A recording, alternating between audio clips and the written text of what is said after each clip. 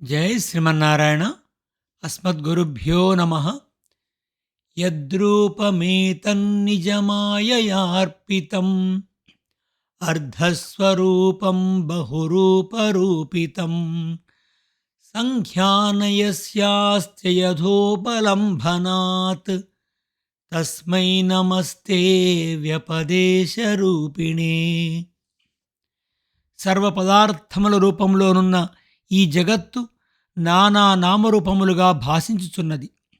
ఇది నీ మాయాశక్తి చేతనే ప్రకాశింపజేయబడుచున్నది. వస్తునిశ్చయమైనచో ఇది మిథ్యయని తేలును గనక దీనిలోని నానాత్వమునకు వాస్తవము పరిగణము పొసగదు. ఈ తీరున అనిర్వచనీయమగు జగద్రూపముగా ప్రకటమై నీకు నమస్కారము. 5th Canto 18th Chapter 31st Prayer. భగవద్బంధువులారా, Srimad Bhagavata తత్వదీపిక 3వ స్కంధము 28వ పాడ్కాస్ట్లో స్వాగతం.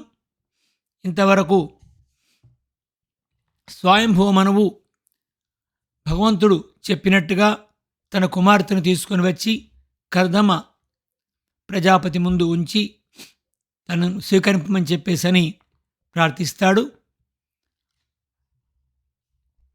తర్వాత జరిగిన విషయం ఏంటో అనుభవిద్దాం మనం. ఇట్లు స్వయంభవమును ప్రార్థింపగానే, నేను వివాహము చేసుకుని దలిచియే ఉన్నాను, మీ కన్యను తప్పక స్వీకరింతును. ఆమెను మీరు ఇంతవరకు ఎవరికినీ ఒసంగుటకు అంగీకరింపలేదని విన్నాను. మాకు ఇద్దరికీ వివాహం నిర్వహింపబడుగాక. ఇది ఏ మొదటి వివాహము.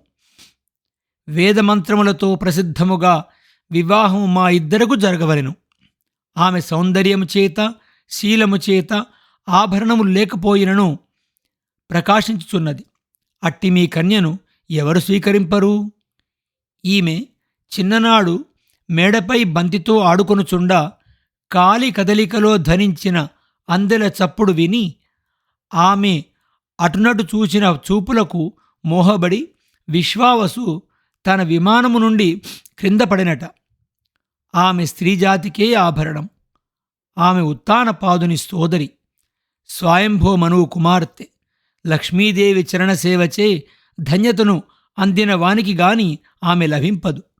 అట్టి ఆమెను మీరు వసంగిన కాదనడి వాడెవడు? పతివ్రతగు ఈమెయందు నాకు సంతానము కలుగు వరకు భార్యగా స్వీకరించుచున్నాను. తరువాత పరమహంసల సన్యాస నియమములను సాత్వికములగు ధర్మములను ఆచరించుచు నివృత్తి ధర్మములందు నిష్ఠగల వాడనే ఉందును.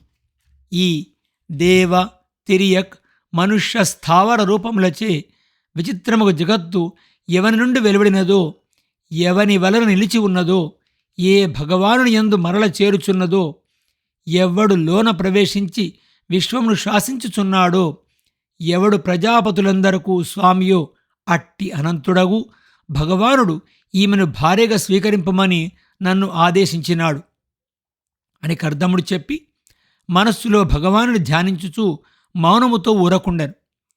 ఆమె మందహాసముతో విలసిల్లుచు ఆ ప్రజాపతి ముఖమును చూచి పరవశమాయెను. కర్దముడు చెప్పిన మాటలు విని స్వయంభువ మనువు తన కుమార్తె యొక్క, తన పట్టపు రాణి శతరూప యొక్క అభిప్రాయమును స్పష్టముగా తెలుసుకొని గుణవంతుడు, వయసుచే శీలముచే తన కుమార్తెకు తగిన వాడునగు కర్దమ ప్రజాపతికి కుమార్తెను వసంగెను. ఆ మహారాజు భార్య శతరూప వస్త్రములను, ఆభరణములను, క్రీడా పరికరములను అల్లునకు వసంగెను.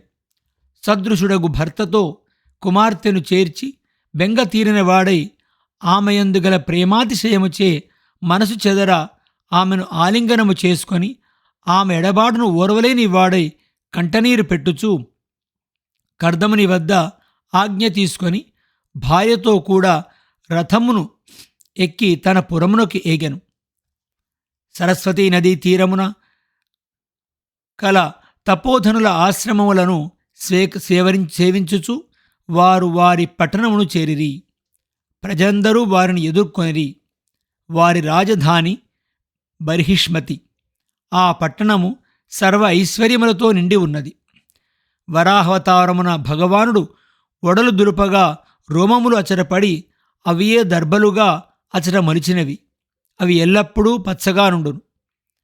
అందుచే ఆ పట్టణమునకు బర్హిష్మతి అని పేరు ఏర్పడెను.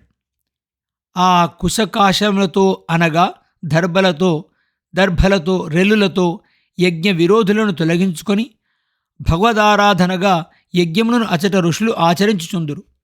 మనువు కూడా అచట మొలచిన బర్హిస్సును స్వీకరించి యజ్ఞమును ఆచరించి యజ్ఞపురుషుడగు ఆది వరాహమూర్తి యొక్క అనుగ్రహముచే తన భూమండలమునకు సామ్రాట్టు అయ్యను.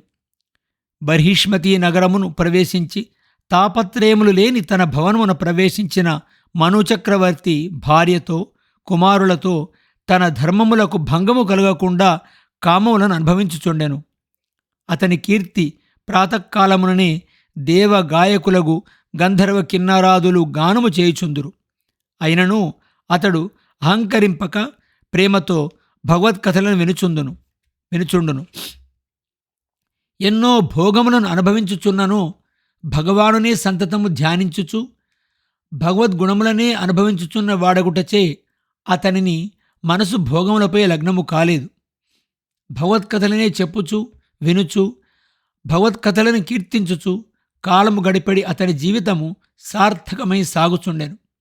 అట్లు భగవత్కథా శ్రవణము, కీర్తనము, ధ్యానము, ఆరాధనము చేయుచు 71 యుగములు పరిణామము గల తన మన్వంతరమును పాలించెను.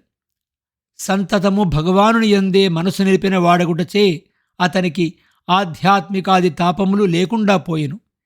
శ్రీహరిని ఆశ్రయించి ఉండు వారిని శరీరమును కలిగడి వ్యాధులు, మనసున కలిగడి ఆధులు, ఆధ్యాత్మిక, ఆది దైవిక, ఆది భౌతిక తాపములు బాధింపవు. అతడు సర్వభూత హితమును కోరువాడు. మానవులకు ఆచరింపదగిన ధర్మములను ఉపదేశించువాడు. స్వయంభువ మనువు ఆదిరాజు అనగా మొదటి రాజు. అతని చరిత్రము ఆశ్చర్యకరమైనది. దానిని వింటివి. ఇక వారి కుమార్తెయగు దేవహూతి చరిత్రమును చెప్పెదను వినుము అని మైత్రేయుడు విదురునకు స్వయంభువ మనువు కుమార్తెయగు దేవహూతి చరిత్రమును వివరించున్నాడు. దేవహూతి చరిత్రాన్ని మనము తర్వాత పాడ్కాస్ట్లో తెలుసుకుందాం. అస్మద్గురుభ్యో నమః. జై శ్రీమన్నారాయణ.